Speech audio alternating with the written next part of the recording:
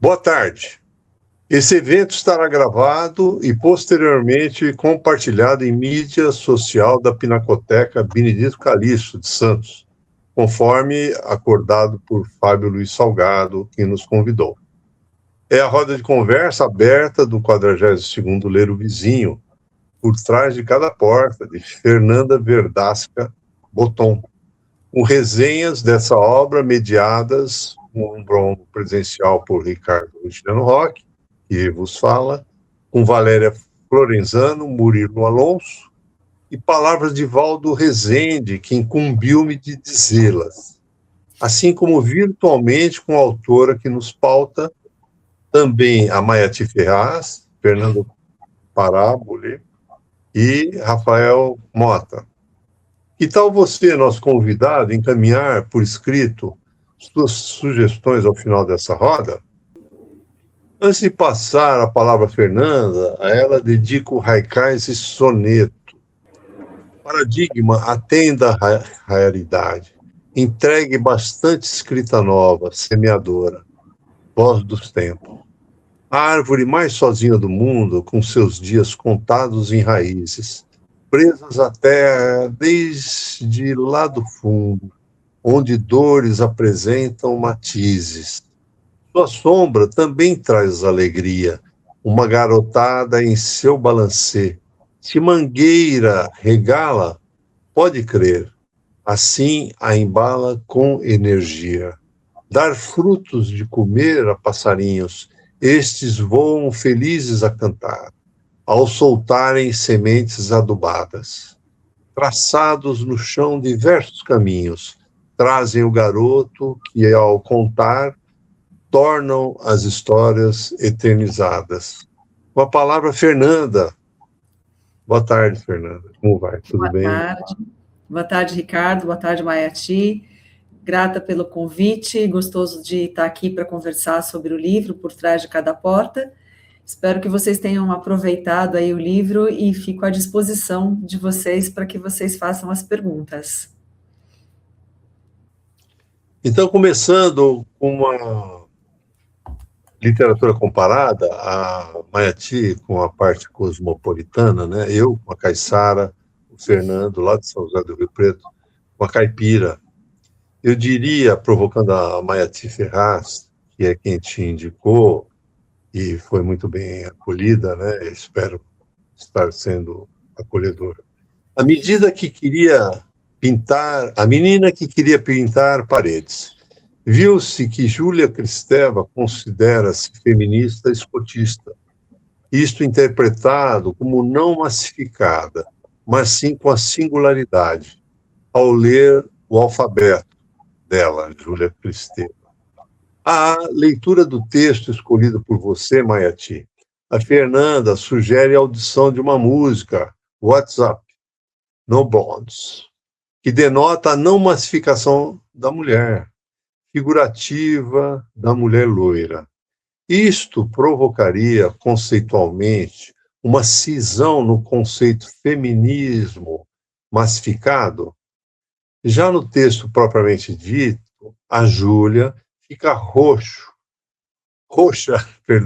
por soco dado por seu coadjuvante em tal conto. Mas, sutilmente, ela toma iniciativa pragmática, não sem antes idealizar a romântica relação amorosa, porém dando as costas para organizar a morada dela e seu marido. Essa singularidade permeia a significância através do amor, através da aventura humana, dito por Kristeva, favorecendo assim a criatividade. Em contraponto àquilo dito aqui, você traz a semiótica de liberdade em versos em seu livro Tempos, Maiati, assim. O índio é nativo, nobre do mato, que brilha e brinca com o sol, que chora com a chuva, que ilumina com a lua, que assobia com os pássaros, que vive com Deus, que se transforma com a terra, que não berra, só por dor ou pavor. Sequer sabemos cantá-lo, quem dera pudéramos poupá-lo de nós. Maiati, a página 85 de sua obra Tempos. Antes de passar a Maiati as palavras, ela dedica o aforismo, raicais e soneto. Recorte. Resgate da ancestralidade ao prevê-la como palavra carne e cuidando-se ao refletir o ofício farol, voz dos tempos. Tal qual ventania brota à superfície, a carpa engole. Querer ressignificar cidade, é missão daquele que já fez isso, com seus convivas de qualquer idade, mesmo que pareça enfrentarem isso.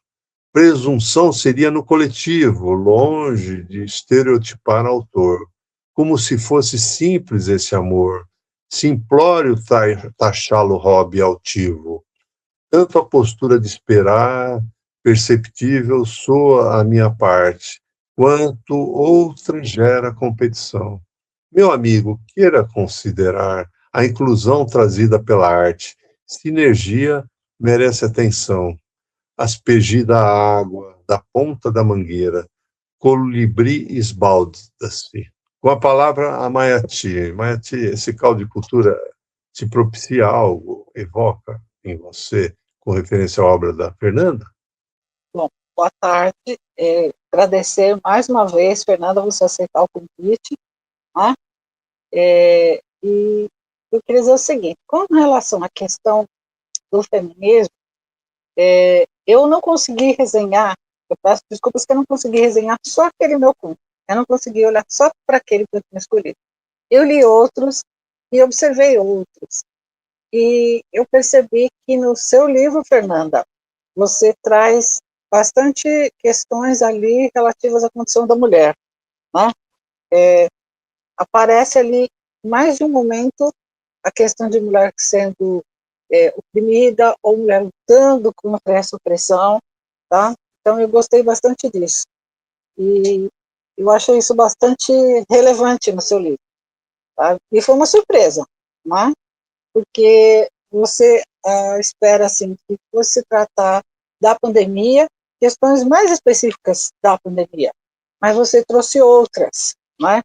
E essa da condição da mulher é um outro tema também que a gente pode desenhar no seu livro, né? Observar as diferencialidades ali das mulheres, né? Além do lockdown, né? Além do trancamento pela própria pandemia, a gente observa em algumas situações o trancamento diante da própria vida, né? A prisão da própria condição, de não poder escolher, de não poder ter a sua vontade realizada, de não ter o seu reconhecimento devido. Né? Nós que somos mulheres, a gente consegue identificar bem isso. Ao longo dos anos eu passei a perceber quando é que uma pessoa faz uma coisa para mim que eu sei que ela não faria para um homem. Né? Isso é uma coisa que com o tempo eu fui vendo.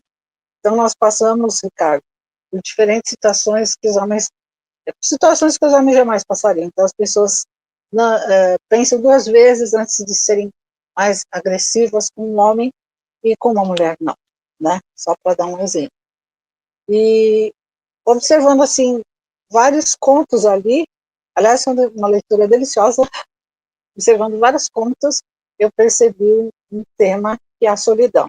Então eu escrevi a minha resenha explorando esse ponto, tá? E eu costumo dar sempre um título para as minhas resenhas. Então essa aqui eu chamei de Faces da Solidão. Vou começar a ler. A gente costuma fazer assim, tá, família? Antes de mais nada, agradeço a generosidade de Fernanda Verdasca de nos permitir resenhar sua obra corajosa e lúcida, dotada da lucidez dos que conseguiram prosseguir mesmo com todas as incertezas da pandemia. Tenho a honra de fazer parte do elenco da editora Todas as Musas, que apresenta Por Trás de Cada Porta, Ouro e Prata da Casa. Sou editor. Tive também a honra de ser colega de magistério de Fernando e seu marido, Flávio Dom. Trabalho aguardado e desejado por mim e por quem teve o prazer de ouvir Fernanda falando sobre literatura em diversas ocasiões e por quem leu seus artigos acadêmicos. Por Trás de Cada Porta trata de um tempo que jamais imaginávamos viver, a pandemia de 2020.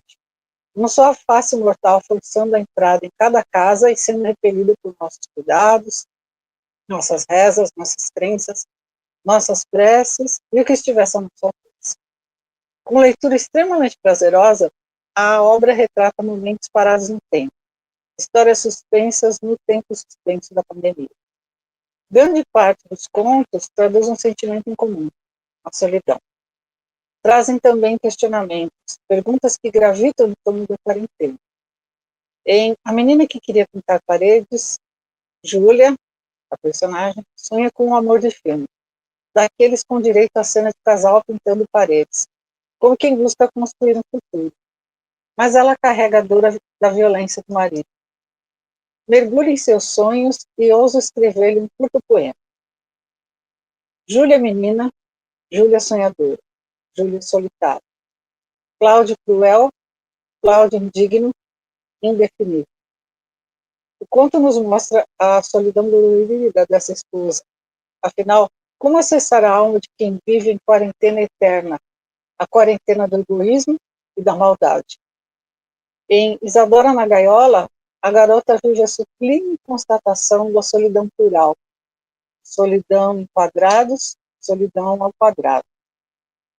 Em Entre Sós e Só, a noiva, oprimida pela família do noivo, todos prontos a decidir tudo, e o noivo a aplaudir, nem percebe que está diante de um dilema: casar para satisfazer os outros ou para satisfazer a si mesma. Sozinha e oprimida. Lembro-me de uma cena que vi numa tarde de sábado, ao passear com o cachorro diante de um buffet decorado e vazio. Apenas os noivos sendo filmados, enviando mensagens aos convidados distantes. A solidão do sem festa. Em Agora, Passar por Sorrir, mais uma mulher oprimida e vivendo a solidão de quem não consegue se libertar. Obrigada a deixar o trabalho para cuidar dos filhos. Seria essa a única solução possível no seu caso? Não seria esse mais um dos casamentos que não sobreviveram à pandemia? Em Pontes do Isolamento, o casal vivia a solidão antes da pandemia, cada um querendo seguir seu rumo, sua vontade, cansado das vontades do outro. Por fim, o isolamento acaba criando uma ponte entre ambos. Há que se ressaltar o exagero dos que achavam que deviam, entre aspas, trancafiar os idosos em casa, esquecendo que a falta de saúde mental também faz adoecer. Em Casa de Vó, temos a dor da partida sem velar, quase sem sepultar, a solidão dos que partiram sozinhos, sem direito a um último olhar, um último afago, um último segurar de mão. Em As Brincadeiras de Mário, temos a solidão do menino que passa a ter a TV como companhia, pois todos estão ocupados online. Em Mariângela, temos a solidão da adolescência, difícil de suportar. As conversas online viriam aliviar um pouco essa dor, tornando-se hábito arraigado em nossos dedos jovens e em nossos dedos gastos. Será que a pandemia roubou parte do nosso hábito de prosear presencialmente? Em Máscaras Podem Mudar, temos a mulher oprimida, primeiro pelo filho, depois pelo marido. Veja a solidão de quem não é ouvido, não é visto, nem compreendido como deveria ser. Em A Que Ama Sozinha, a solidão já está latente no título. A solidão da, abre aspas, amante, acha-se até muito feliz, frequentemente preterida pela esposa que não é amada. Na verdade, ambas, amante e esposa, não recebem o amor que desejam. Lembro-me do caso de uma mulher que ficara desesperada com uma quarentena, um lockdown, pois não teria como sair para encontrar um amante. Teria que ficar em casa o tempo todo, o marido e o filho. Mais um casamento feliz. Nos pulmões do mundo não é necessário nos pulmões do mundo não é necessário respirar. Nos pulmões do mundo não é possível respirar. Betina está sozinha porque os outros não resistiram, se foram. Eu me pergunto, quantas Betinas resistiram nessa pandemia? Em 21.000 não venceram, temos a solidão do homem que vencerá a Covid, mas perder a esposa. Creio que vários de nós conhecemos casos semelhantes, de parceiros separados pela doença. Em Eu Vou Sobreviver, temos a solidão de quem, a princípio, se sente diferente dos demais, mas ao encontrar outros iguais, tem a perspectiva de talvez reduzir essa solidão. Ao mesmo tempo, sente que, de certo modo, apesar de a quarentena ter ocultado certas diferenças, o dia do encontro presencial chegaria, com ele, muitas incertezas. Outras questões e sentimentos também são mostrados ao longo dos contos. Sentimentos que não podemos acessar com indiferença. Todos nós que vivenciamos a pandemia. Sonhos, medos, amores, esperanças, união, desunião, decepção, desilusão. A realidade incrível da iminência da doença fez cair máscaras de pessoas que se pensavam corajosas, de outras que se julgavam amadas, apoiadas, de outras que se sentiam poderosíssimas. Nossos ouvidos foram bombardeados não só pelas notícias sobre o coronavírus, mas também pelos absurdos de incrédulos, de tolos que acreditavam em teorias da conspiração. Isso sem falar da frieza dos que se achavam imbuídos a tudo. Outros sentimentos que atingiram todos foram o medo, a aflição, a agonia da incerteza diante de cada dia que estava por vir. Em Independência é Morte, Ana sofre pela necessidade de viajar ou por não saber quando poderá vir. Hoje olhamos para trás e vemos que a pandemia teve fim, mas naqueles dias nada era certo, exceto a existência da doença. Eu sei que há outros aspectos para serem analisados, mas esse foi o que mais me chamou a atenção, a questão da solidão. Se eu tivesse recebido o texto da Mayaty, eu teria mais condições, mas depois eu vou ouvir melhor e vou poder tecer comentário no dia 22, lá na Humanitária. Mas tem umas coincidências que em arte são, antes que a Fernanda fale, é o livro dela aqui, não é? Está aqui, no flyer deve sair melhor, né? Coincidindo, a personagem dela se chama Júlia, e a última abordagem que nós fizemos foi da Júlia Kristeva, lá na Aliança Francesa. Você, sendo dessa língua, né, sua segunda língua, talvez, a gente esperava uma participação sua.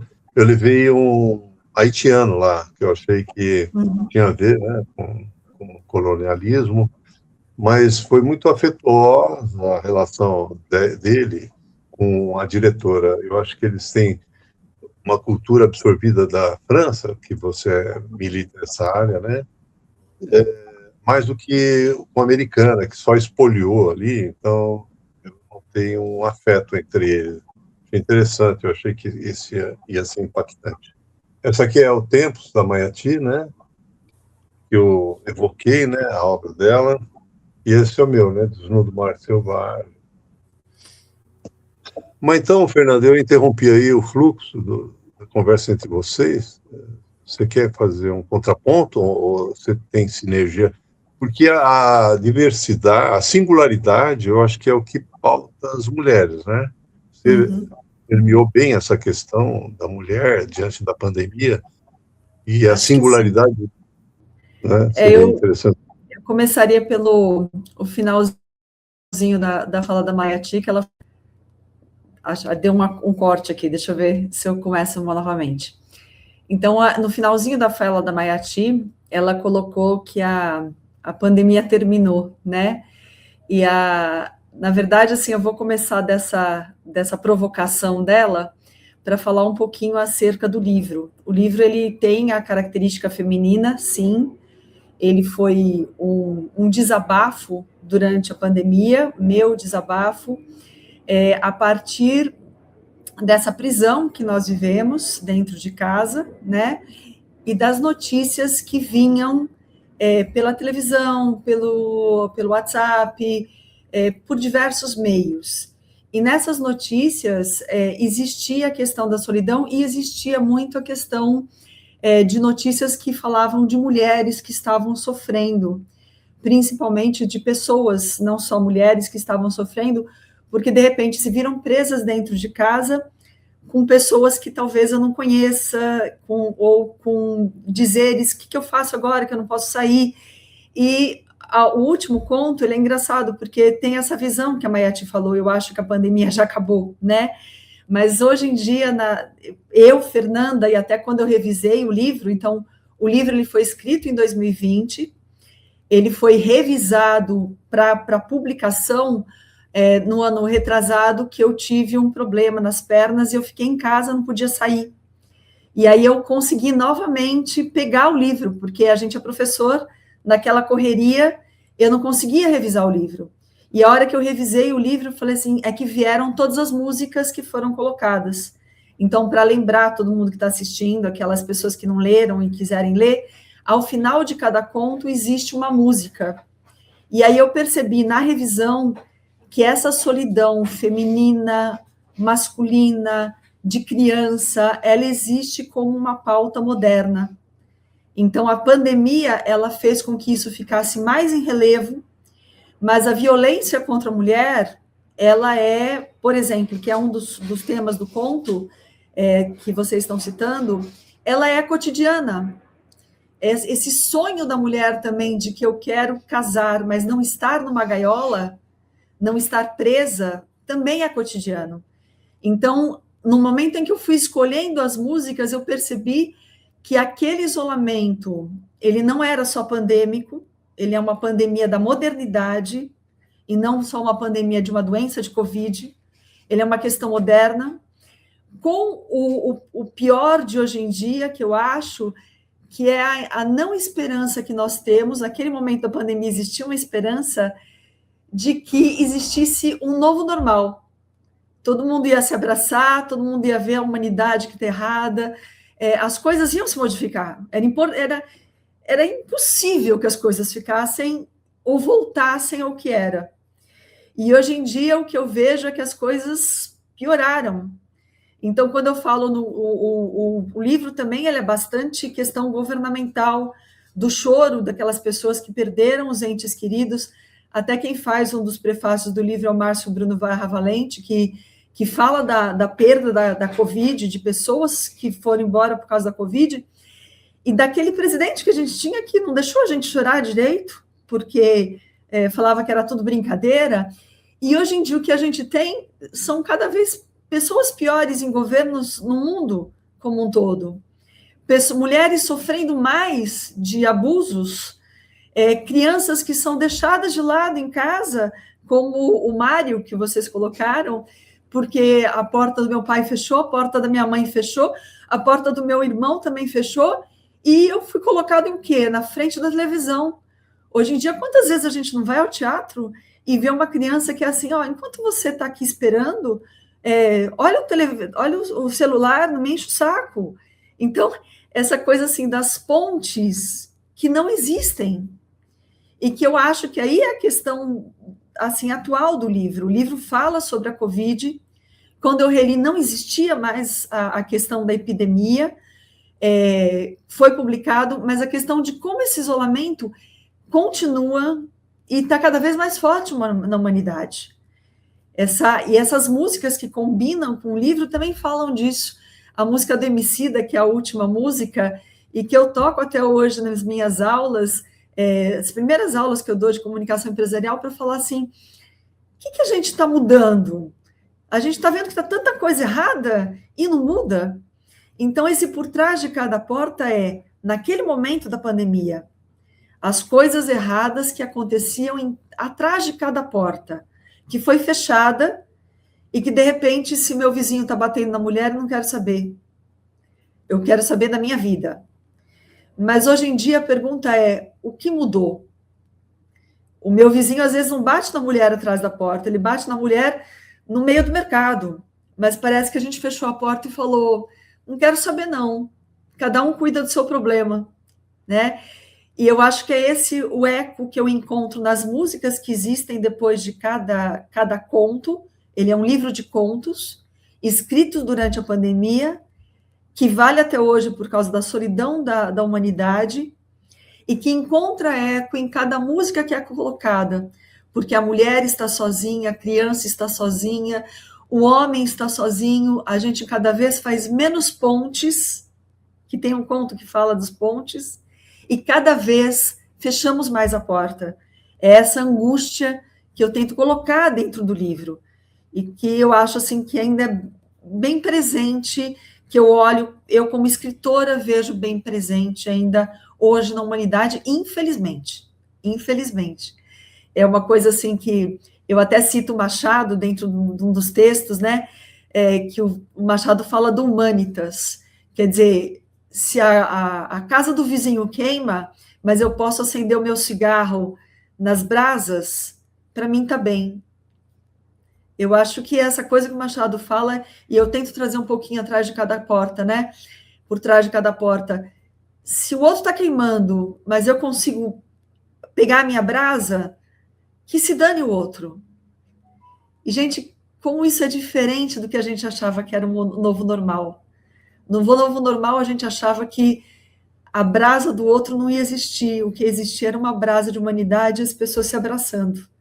E como é triste ver hoje que não é isso que está acontecendo. Então, é um pouco disso que eu coloco, dessa tristeza que eu coloco no Por Trás de Cada Porta, que traz nas músicas, que é o Machado que traz para mim, que é a Lígia Fagundes Telles que traz para mim, e que é isso que a Mayati falou, né? Nos encontramos na universidade, ministrando aula de literatura, para mostrar um pouquinho que a literatura faz a gente sobreviver mesmo em tempos tão frios, né? Então, acho Mayati, eu queria acreditar que a pandemia tinha terminado, né? Cada vez mais eu, como escritora, olho e falo assim, a pandemia deixou cicatrizes assim que a gente não consegue tirar. E essas cicatrizes cada vez estão mais intensas na nossa humanidade, né? Agradeço muito a leitura da Mayati, maravilhosa, de falar de cada conto, de trazer a questão do feminismo, a questão da mulher, de como a gente sofre calada, né? Foi uma leitura muito sensível que você fez, Mayati, adoro muito, gostei muito da sua leitura. Oi, Ricardo. A música que você aborda é uma coisa de terra arrasada, tal qual a pandemia foi. Quer dizer, o sertanejo tirando do homem as suas coisas, né, para que essa terra arrasada seja ocupada por grandes negócios, né? Então, essa singularidade, por exemplo, tem um livro agora, chama A Menina e a Viola, né? Quer dizer, ela faz um contraponto.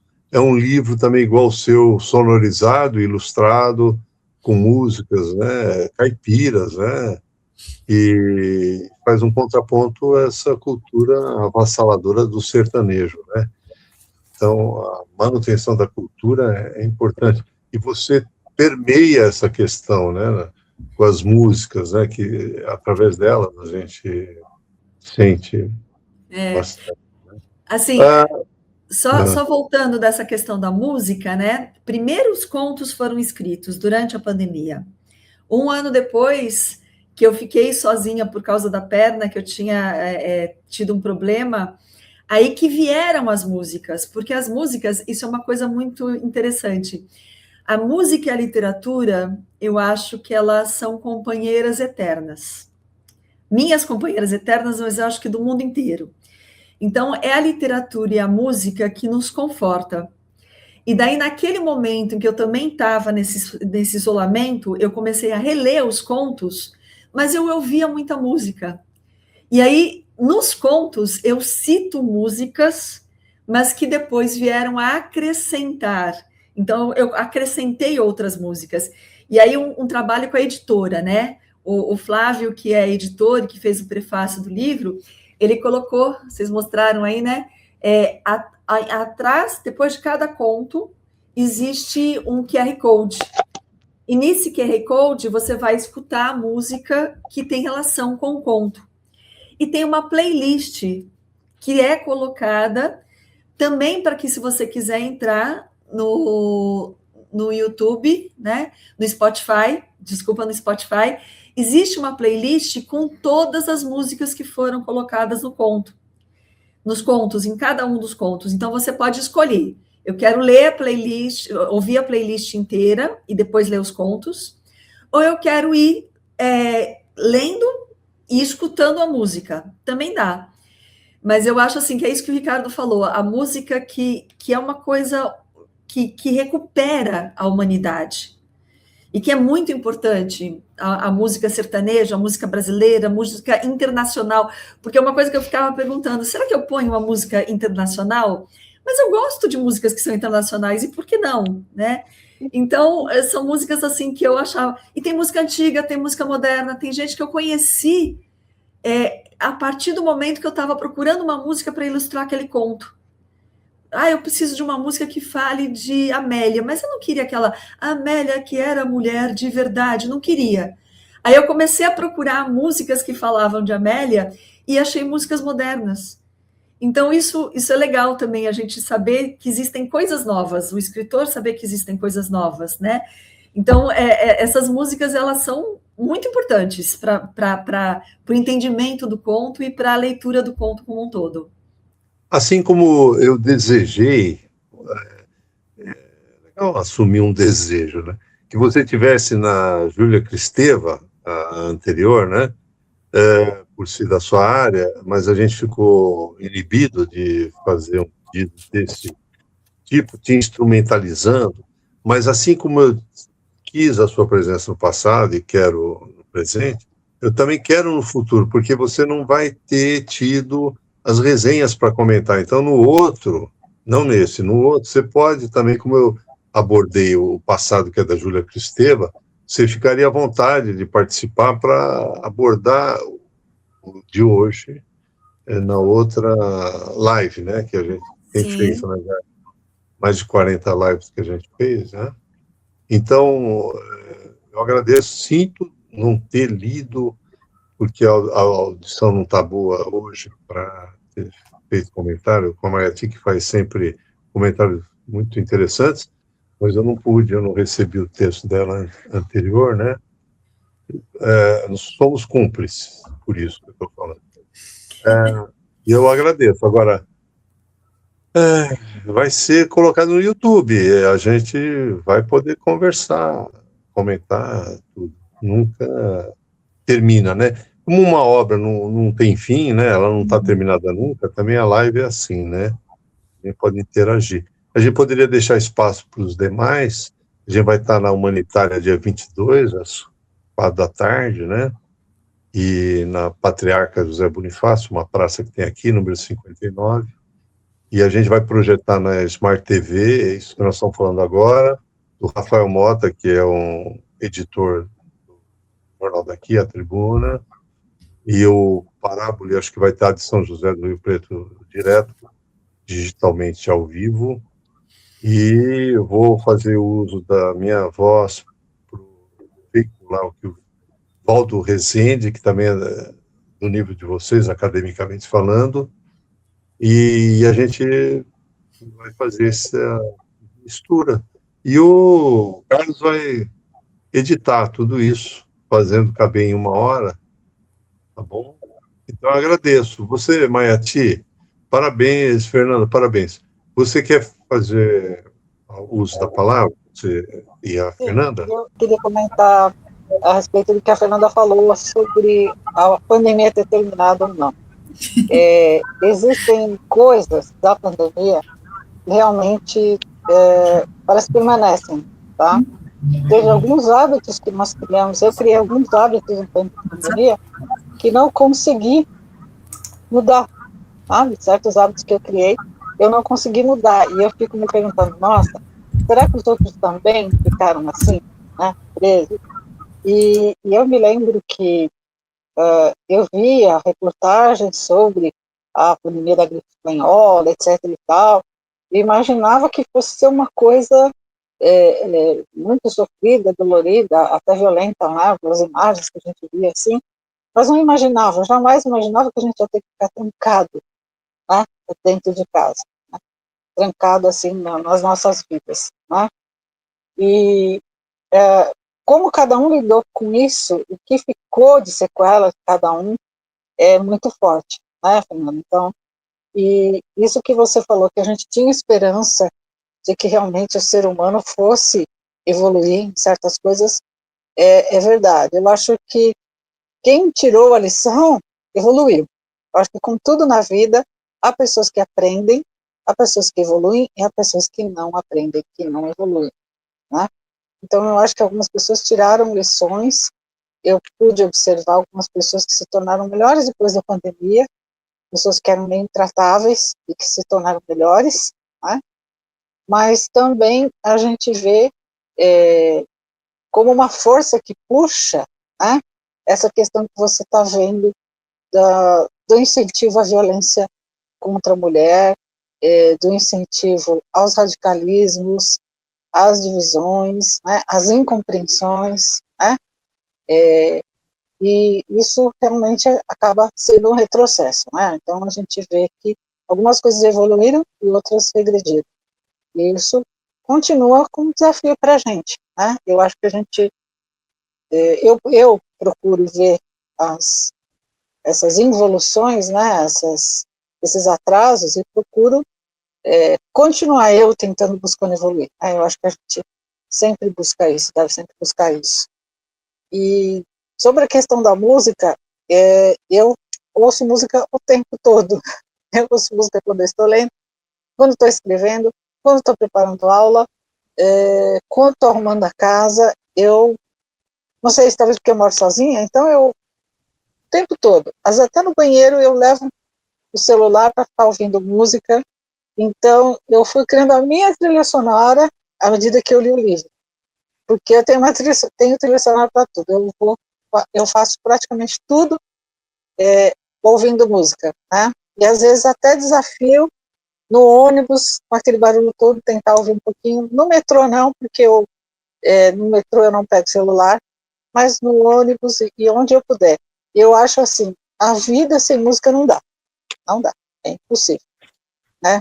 E achei maravilhosa essa sua ideia de ligar as canções aos contos. Então agora eu vou ouvir, eu li todos os contos, agora eu vou ouvir as canções e vou pensar em cima dos contos, olha isso, exatamente, tá. Então eu vou fazer o processo inverso, tá? Um adendo.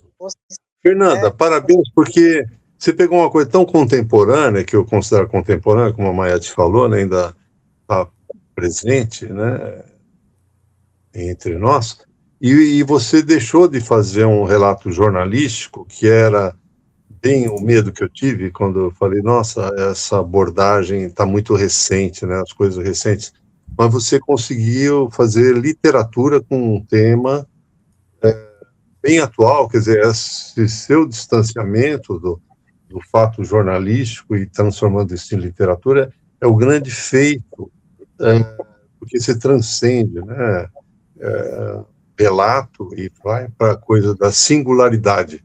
Então, a gente não faz uma coisa identitária, né, porque seria muito carregado de coisas assim.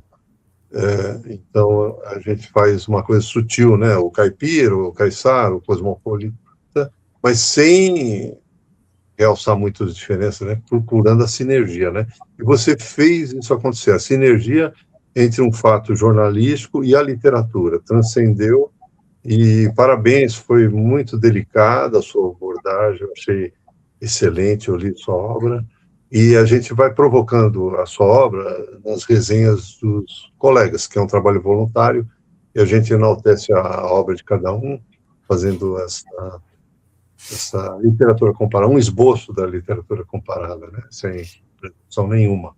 Então, agradeço. Você quer fazer a palavra, Fernando? Desculpe. Não, a única coisa, então, é agradecer a Maiati pelo convite, né? Minha grande amiga dos corredores aí da universidade. Agradecer ao Ricardo, é lógico que a Júlia Kristeva tinha que estar presente, né? Não quis falar muito de teoria, mas a intertextualidade está muito presente dentro da minha obra, porque eu sou professora de literatura, então a leitura é o meu tema, né? Além do universo, do mundo, eu sempre olho os leitores, os escritores, o que está acontecendo. É um livro a cada dia, um livro a cada semana, no máximo, né? E eu coloquei aqui no chat para vocês um link especial para a compra do livro com desconto. Então, já que vocês vão fazer outros eventos, se as pessoas quiserem adquirir o livro, vocês quiserem colocar o link, o Flávio, que é o editor da Todas as Musas, fez esse link especial, e me colocar à disposição. É sempre um prazer, assim, conversar sobre a obra que a gente escreve, né? Porque o livro, ele volta a ser vivo quando alguém o lê. Por isso que a gente fala, Machado de Assis está morto? Não, não está morto, basta você ler. A Lígia está morta? Não, a Lígia Fagundes Telles jamais vai morrer, basta você ler. Então, toda vez que a gente pega um Shakespeare, que a gente pega, e essas autoras modernas também, uma música que a gente toca, a gente está renascendo todos esses autores. Então, agradecer muito ao Ricardo, ao Maiati, a todos vocês por fazerem com que eu renasça na leitura de vocês, né? Toda autora renasce quando você lê um livro dela. Então, cada página que vocês estão virando aí é um pouquinho de renascimento que eu tenho. Então, agradeço muito a leitura de vocês e gostaria muito de ler as resenhas para até começar a entender melhor o meu trabalho, porque dizem que o escritor, ele escreve, ele não entende muito o que escreve, a gente entende quando lê o que vocês escrevem da gente. Então, é muito bom receber essas resenhas para ver o que eu escrevi realmente. Então, você falou de uma escritora mulher, então, um cavalinho branco de crina dourada com cascos negros para você, que você merece, a Maiati também. Obrigado. A gente se vê, então. Obrigada, tchau, tchau. Tchau. 42º Ler o Vizinho. Por Trás de Cada Porta, de Fernanda Verdasca Botton. Boa tarde. Com apoio da Pinacoteca Benedito Calixto, desde a primeira hora. E hoje atendendo a demanda por espaço cedido pela Sociedade Humanitária dos Comerciários. As dependências de sua biblioteca, em 22 de janeiro de 2026, às 16 horas. Está aberta a roda de conversa, em forma de resenhas da obra em pauta. Assim esboça-se a ponte feita de pequenos tijolos da literatura contemporânea caiçara, caipira e cosmopolita, assentados, tais tijolos, por diversos autores e aqui resenhistas. E a gente tem a grata presença do Desidério, que é o diretor cultural da Humanitária. Você gostaria de fazer uso da palavra, Desidério? Gostaria sim. Bom, como foi apresentado, sou Antônio Carlos Desidério, diretor cultural da Sociedade Humanitária. Primeiro, uma satisfação muito grande, como já disse anteriormente, abrindo espaço para as pessoas tão ilustres, escritores, poetas. Eu gostaria até de parabenizar ao Ricardo, né, isso a todos, pelo o evento em si. Eu tenho acompanhado, muito discutido em âmbito não só aqui da cidade de Santos, como outros municípios também. Pessoas que isso vai só nos enriquecer. Fico muito grato, abro nossos espaços aqui para quantas e quantas vezes reuniões e esse bate-papo. É isso, cara. Obrigado, viu? Obrigado. A inquietude é própria da ação, Antônio Carlos Desidério de Oliveira, tanto a montante quanto a jusante desse rio que deságua aqui e nos banha de cultura. Deixa a vida te levar um pouquinho, de mãos dadas, confiando na partilha em lúdica maré. É prestigiosa a sua presença, junto à obra que pauta essa reunião. Quanto à homenagem à literatura, diria que esta contém diversas camadas, aqui reunidas àquela do escritor presentificado por sua obra. São indissociáveis nesse evento, exceto pela distância de Fernanda, o que justificaria tal ausência analógica. Dos resenhistas unidos virtualmente, aqui projetados em tela, aos analogicamente presentes em ombro a ombro, todos gravados no canal do Ler o Vizinho, acervo dos escritores santistas, através dos dizeres e imagens colhidos e editados pelo videomaker Carlos Oliveira. Fernanda Verdasca Botton é mestra e doutora em letras, literatura portuguesa, pela Universidade de São Paulo. É bacharela e licenciada em letras francês e português. Também pela USP e em comunicação social pela Universidade Metodista de São Paulo.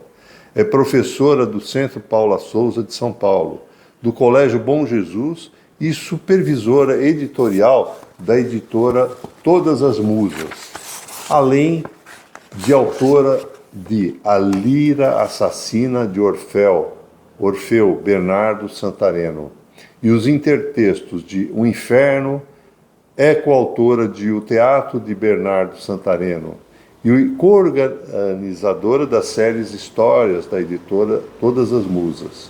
Escreveu ainda os prefácios para O Cego, de Joaquim Manuel de Macedo, e Fígados de Tigre, de Gomes de Amorim, ambos da série Teatro em Língua Portuguesa.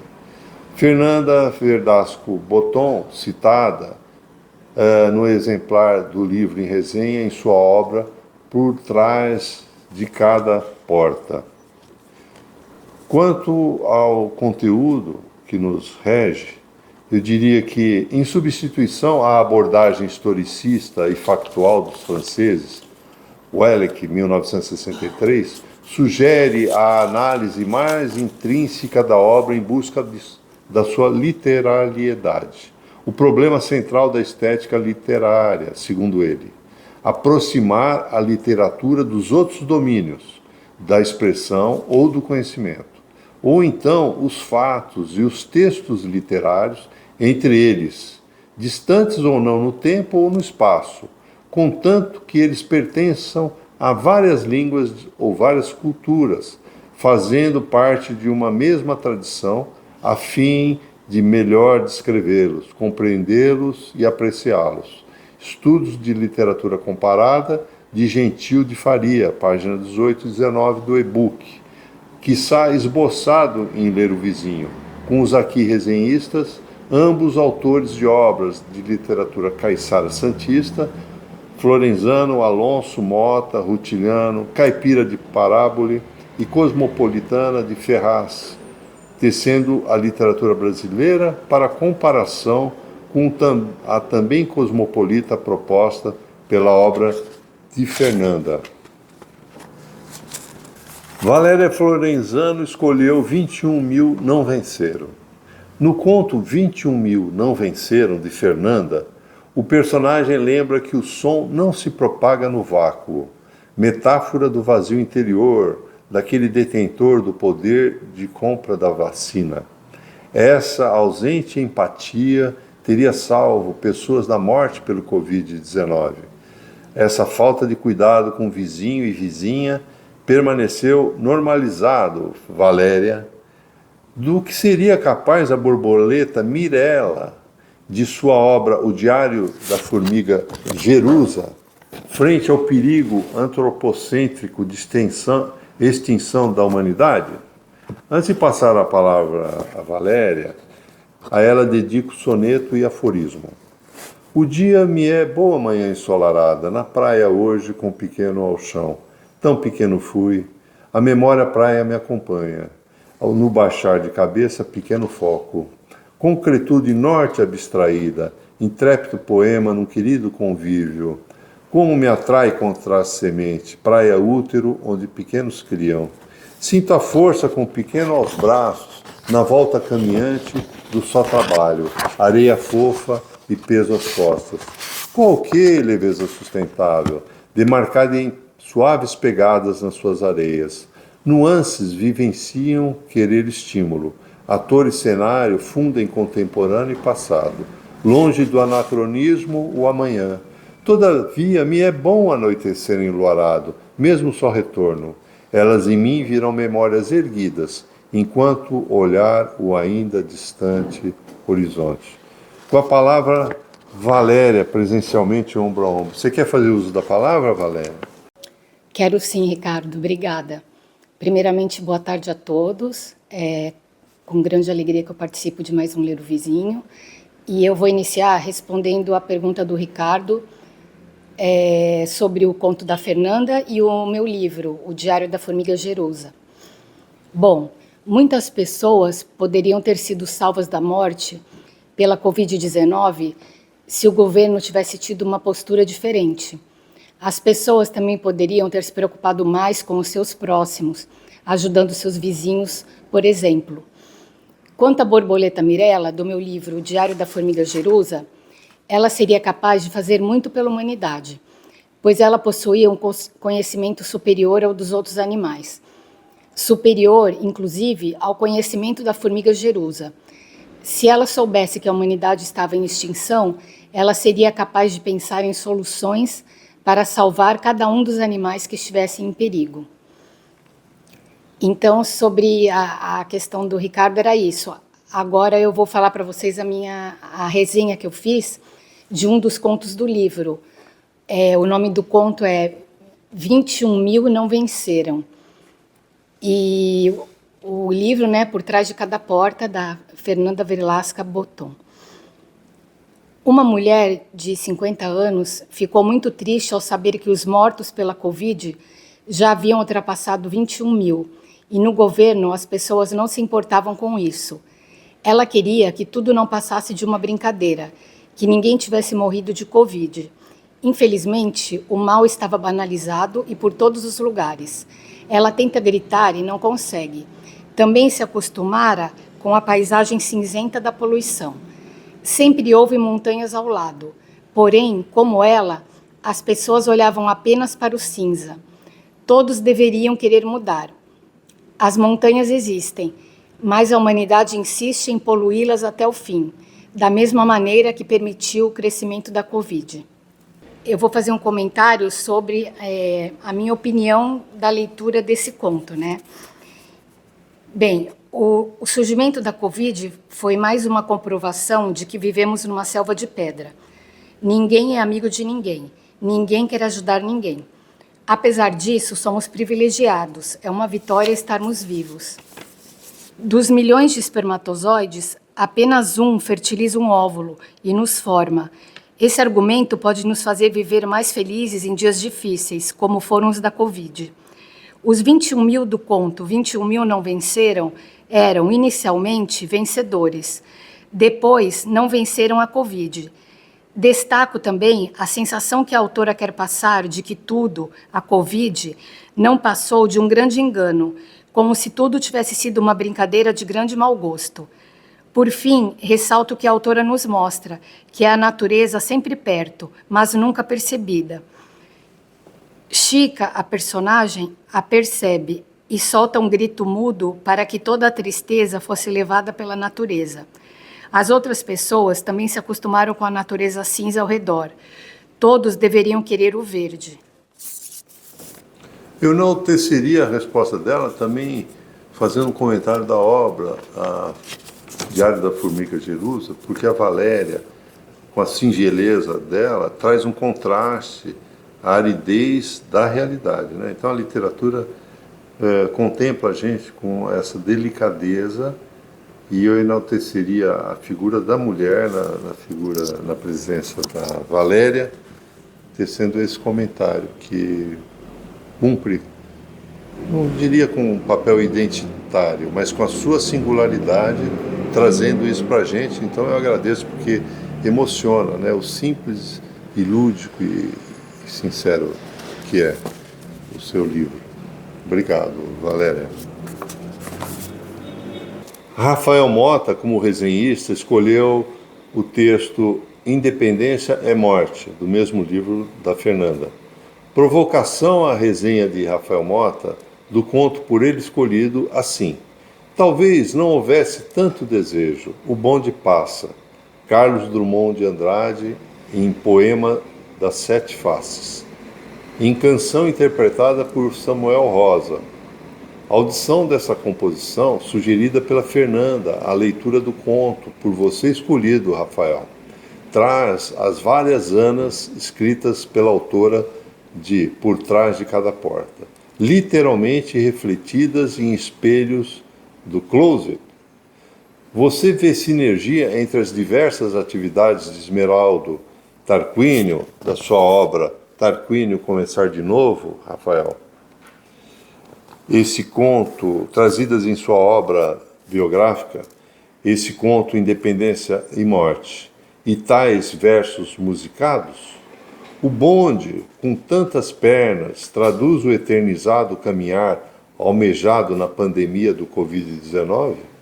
Antes de passar a palavra a você, Rafael, dedico soneto e aforismo. Ódio em fumaça. Enquanto impúbere, assistia filmes onde homens fumavam. Isto copiei. Passados anos, foi proibido fumar em locais públicos.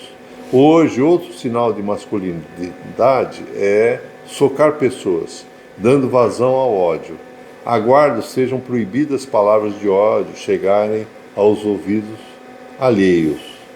Enquanto impúbere assistia filmes, copiei os homens fumantes. Ao passarem anos, se proibia fumar em locais públicos de antes. Outro sinal de masculinidade, socar pessoas, só dando vazão ao ódio. Mas olhar alheio são a guarda proibida tal maldade. A palavra chega ao seu ouvido para que alguém se sinta liderando. Então, apoio a dupla moral. Dentro de casa, sem o estampido, pois aqui só se estará amando. Organize, aqui não passe mal. Com a palavra gravada do Rafael Mota.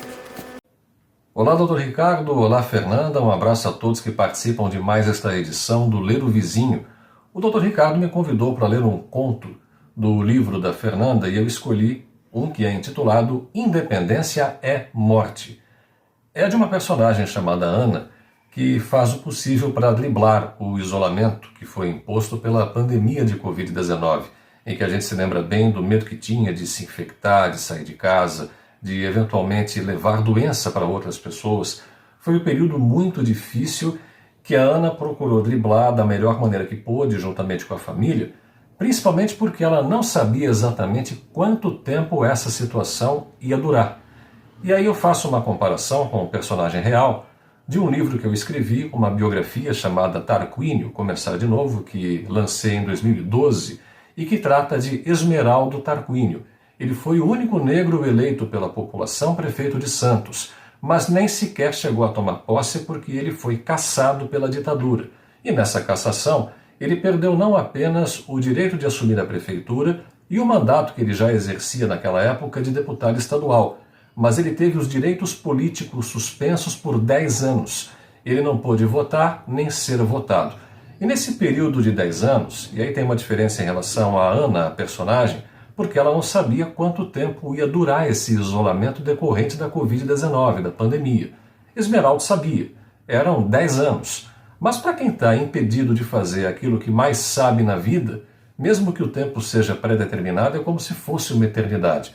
Então ele procurou nesses 10 anos, em primeiro lugar, batalhar pela sobrevivência dele.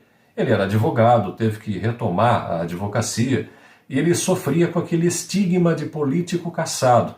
Tanto que havia gente que, quando percebia o Esmeraldo se aproximar, atravessava a rua para não ser vista com ele, conversando com ele, porque espiões e dedos duros do regime militar havia em toda parte.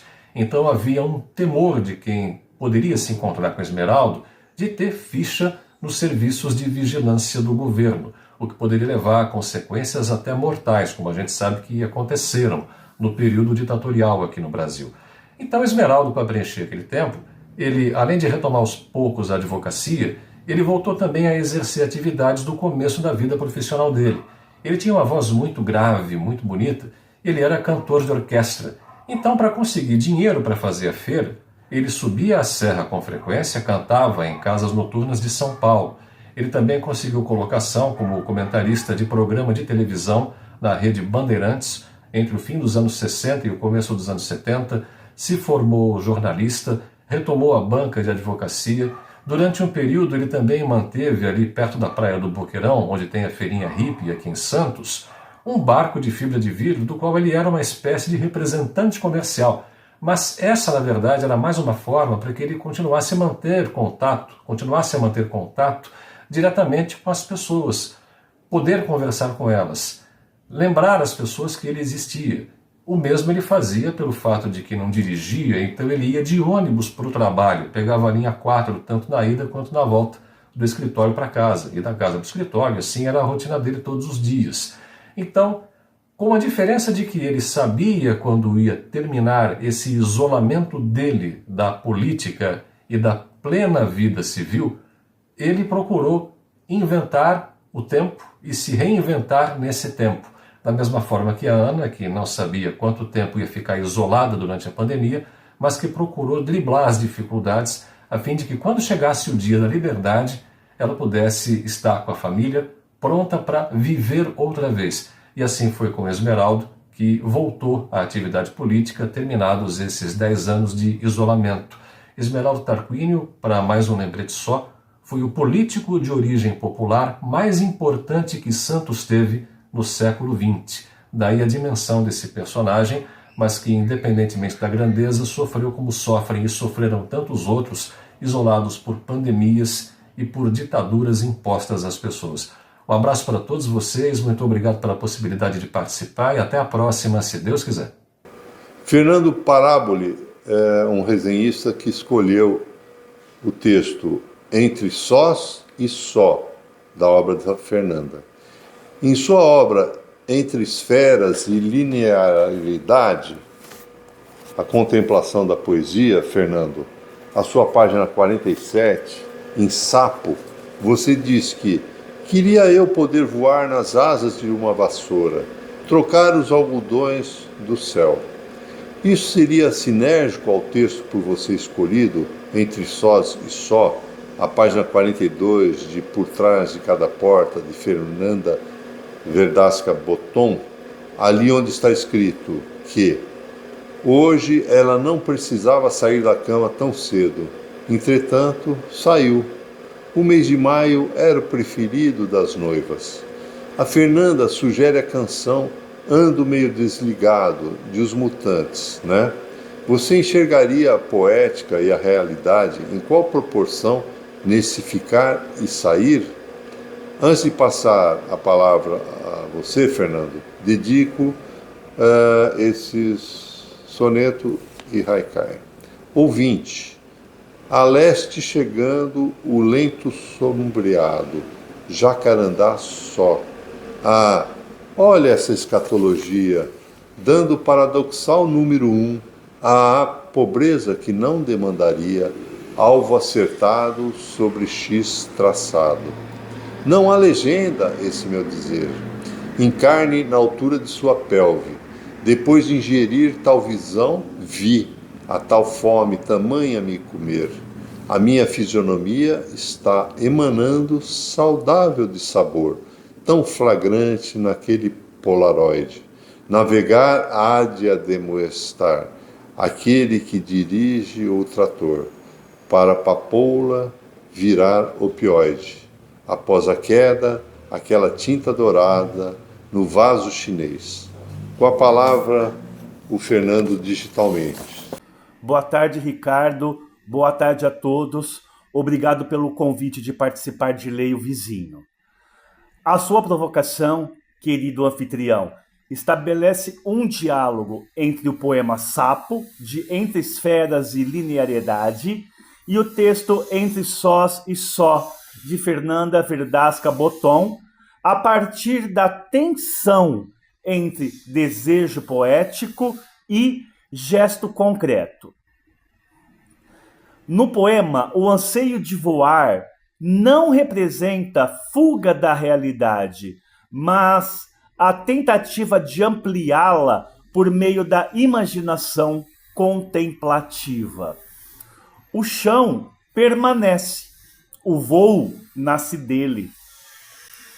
No texto de Fernanda, a poética ela se manifesta no cotidiano. Sair da cama sem necessidade prática transforma um gesto simples em decisão existencial. O mês de maio, por exemplo, ele é carregado de simbolismo, reforça esse contraste entre o ordinário e o sensível.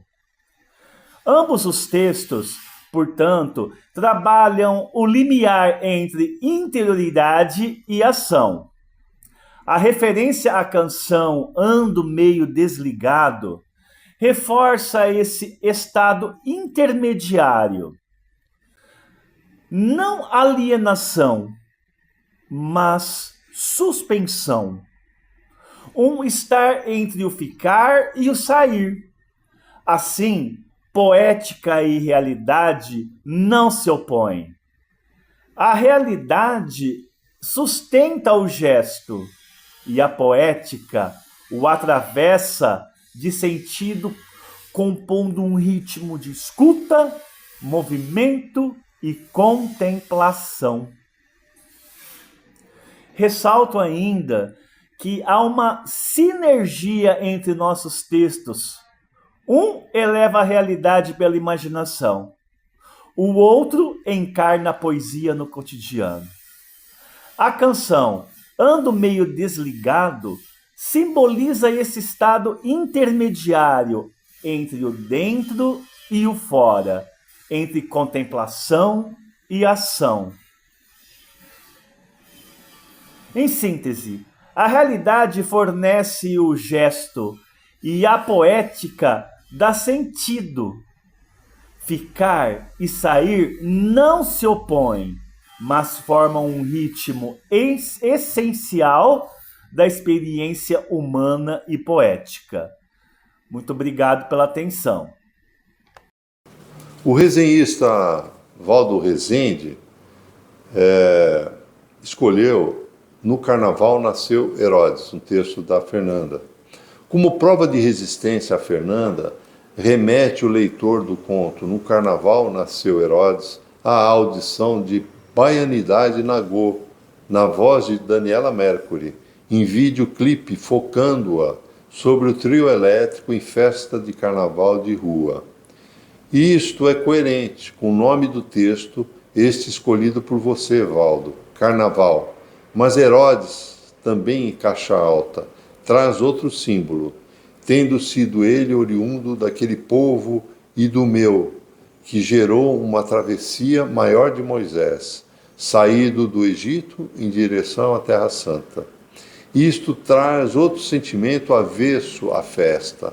Na pandemia do Covid-19, a vacina existia, mas o governo de plantão negava a ciência, o que gerou uma experiência mais prolongada e trágica. Na epidemia de AIDS não tinha vacina, doença mais contemporânea ao tempo de seu personagem. Você vê a jornada de seu personagem de dois meninos rumo à felicidade também aumentada, Valdo, por vicissitudes em bares festivos, nisto assemelhado em pequena monta à convivência em avenidas de Salvador?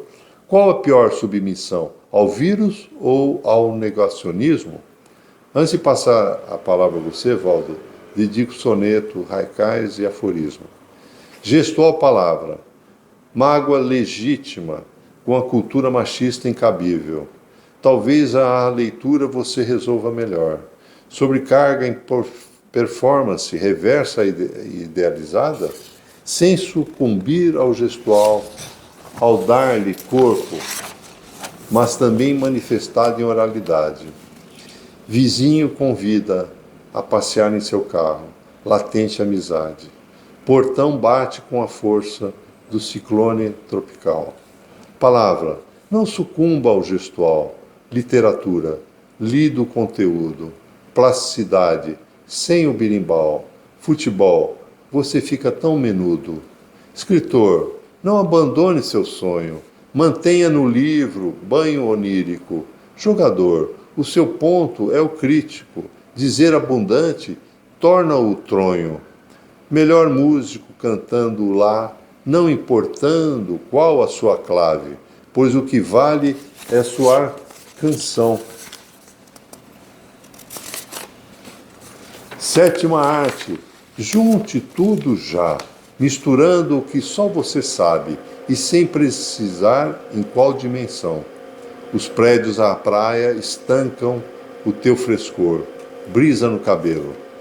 Com a palavra, Valdo Rezende, na voz da Valéria, por ele autorizado. Amores Interrompidos, Valdo Rezende. O idealizador do Ler o Vizinho me pede uma resenha. Recebo um sumário e escolho um capítulo dos vários de Por Trás de Cada Porta, o trabalho de Fernanda Verdaz Caboton.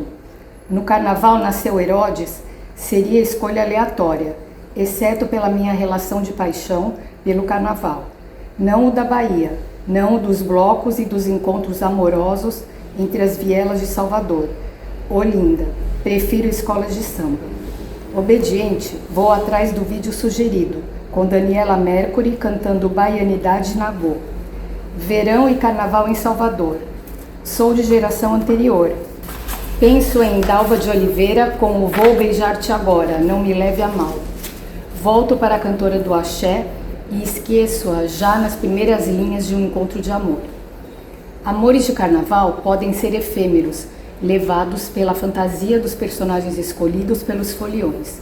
Entretanto, o amor verdadeiro desconhece receitas e a magia de Salvador, a alegria do momento, a beleza do povo baiano. O calor e o mar azul da Bahia respaldam a intensidade do afeto que surge e une o casal, José e Maria. Ele, filho de Jacó, não aquele Jacó tornado Israel, neto de Abraão. É um Jacó com recursos financeiros limitados, pai de um José carpinteiro. O amor é apanágio dos incautos, por isso, esses se permitem sonhar. Um sonho de haver breve reencontro e um anseio de perpetuação do amor através de um filho. Distraídos, em festa de momo e prazer, nem se deram conta de que a Covid havia chegado. Junto com ela, a revelação de um Herodes, um genocida no poder. Os Herodes bíblicos são estagiários se comparados ao referido pela autora de No Carnaval Nasceu Herodes. O primeiro dos Herodes bíblicos, seletivo, mandou matar criancinhas recém-nascidas. 2, 3 anos e os pimpolhos estavam salvos. O segundo, Antipas, atendendo a desejos de uma moçoila, determinou que João Batista fosse decapitado. Se comparado às 700 mortes ocorridas no Brasil, o Herodes Tupiniquim está muito acima dos bíblicos, o que sempre foi alardeado como um Brasil acima de tudo, Deus acima de todos. Estranho acaso que coloca via escolha aleatória duas histórias interrompidas por novidade estranha à humanidade. Pandemias. Escrevi 2 meninos, Limbo, no final do século passado. Homens incautos vivendo um amor à revelia de uma doença que avançava sobre a humanidade. José e Maria terão um encontro virtual com Herodes, protegido pelo aparato da presidência, e terão na perda de Jacó o contato direto com a outra pandemia. Os 3 meninos serão separados pelo vírus, que mata o mais jovem, separando definitivamente o casal. Democráticas. As 2 recentes pandemias desconhecem sexo, idade e classe social, o que não impede diferenciações nos tratamentos oferecidos às vítimas e familiares. Em qualquer circunstância, ambas expõem o pior do ser humano, restando esperar e aguardar o andamento do flagelo, as possíveis consequências aos responsáveis por omissões, e, entre outras, por condutas criminosas. Ao ser humano comum, resta sofrer e, sobrevivendo, seguir em frente. Um aspecto inequívoco comum às 2 pandemias, referenciando Sartre, revelar o ser humano através do inferno que uns impõem aos outros. Sabe-se lá o que traz um vírus, é pergunta e resposta a ser dada pela ciência. Em 2 meninos Limbo, o vírus do HIV expõe com toda a força os preconceitos, a homofobia. A AIDS é castigo dos céus que mata veados. Com o advento da Covid, o Herodes Tupiniquim lidera a estupidez e a crueldade, negando a ciência e rindo dos mortos, fartamente exemplificado em No Carnaval Nasceu Herodes. As vítimas fatais são transformadas em números, são esquecidas. A literatura é o ruído que as revive, levando-nos a repensar a humanidade e suas mazelas. Ricardo Roque me provoca. Qual a pior submissão, ao vírus ou ao negacionismo? Submeter-se ao vírus seria aceitar haver autonomia perante ele, livre-arbítrio. Isso levaria a responsabilizar a vítima pelo mal que a mata, o que agrega o nefasto brinde da culpa àquele que já está desgraçado. Estar submisso, subordinado e impotente perante o vírus é fatalidade, tornada tragédia se, além de tudo, há que se lidar com o negacionismo. Prefiro aqui a expressão negacionistas, um ser ignóbil e seus seguidores. Lá atrás, sem Herodes a chefiar a população, a AIDS demonizou um grupo, como se a esse pertencesse apenas os indivíduos visíveis, ditos as bichas, as loucas. Mesmo o vírus, assustando e aterrorizando os moradores de armários, pais de família, sacerdotes, mães e mulheres, estas ainda pouco visíveis, embora estando em maior número das vítimas letais nos últimos anos. Acabou? Evoluímos? Não é por acaso que ocorrem assassinatos diários na população LGBTQIAPN+. Nem deixamos de perder vidas para o HIV. O negacionismo divide nosso país.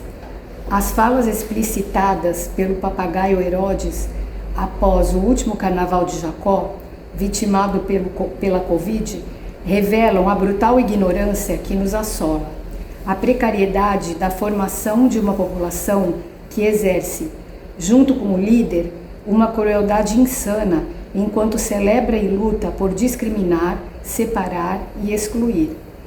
Não há vacina contra a ignorância. A história nos ensina, vírus são poderosos por pouco tempo. A AIDS afetando a todas as faixas sociais e impedindo os poderosos da livre luxúria teria facilitado a busca de soluções. Em menos de 20 anos surgiram os primeiros remédios e a vacina está cada vez mais próxima. Parando o planeta, as soluções médicas para enfrentar a Covid foram mais ágeis. No entanto, mazelas como o câncer em suas múltiplas ocorrências está longe da solução que, afirmam cientistas, viria com o compartilhamento de pesquisas e resultados, atitude impedida pelos laboratórios. Há outros Herodes por aí, de terno e gravata, disfarçados em homens de negócios, cidadãos de bem. Negam a humanidade em sua expressão mais profunda, aquela que nos reconhece irmãos. A literatura é a possibilidade de fazer ao humano se reconhecer no outro. É a exposição do que instaura a desordem, também dos caminhos possíveis para a restauração. Por uma fenda do capacete destruído, José cheirava uma pequena flor que nascera no asfalto. Nela procurava algo para limpar a chuva de seus olhos, para trazer o cheiro de Maria a lhe dar forças para continuar que é possível existirem filhos de carne e osso, de Marias e Josés. É lindo concordar com o nosso José, mas penso ser bom registrar que, embora preso e condenado, o Herodes Tupiniquim tem muitos lutando por uma anistia e, com seu apoio do soluçante prisioneiro, querem voltar ao poder. Valdo Rezende. Eu gostaria de fazer um breve comentário sobre o livro, né, da autora Fernanda.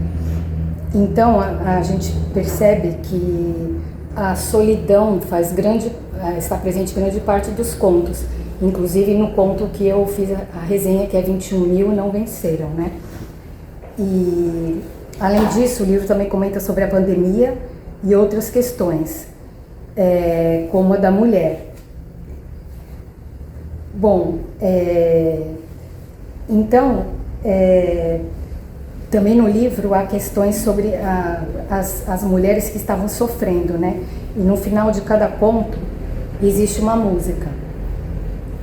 Para terminar, eu vou fazer um breve comentário sobre o meu livro, já que no início eu falei um pouco sobre ele, né? Vou falar mais um pouco, que se chama O Diário da Formiga Jerusa, que é uma história em que os animais têm vida, eles conversam e eles aprendem o português para se comunicar uma espécie com a outra, né? Enquanto que entre a mesma espécie, cada um fala a sua língua, né?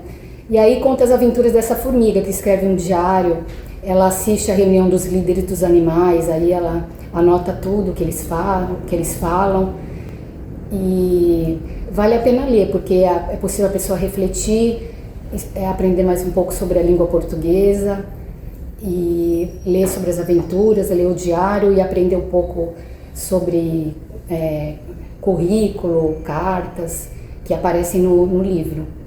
Era isso. Se alguém tiver interesse em comprar, pode enviar um e-mail para mim, valeriaflorenzano14@gmail.com. Obrigada. Metaforicamente, a Valéria traz para a gente a convivência entre duas tradutoras juramentadas, uma de inglês e outra de francês, que é a Mayati Ferraz e a Fernanda Verdasca Botton, do francês, né? Inglês e francês. Então ela traz isso bem coincidentemente nessa aquisição de linguagem humana pelos animais, né? Então que a gente siga esse exemplo, né? Da diversidade, da singularidade, do respeito à singularidade com diversidade. Obrigado. E a gente se vê no próximo Ler o Vizinho. Boa tarde.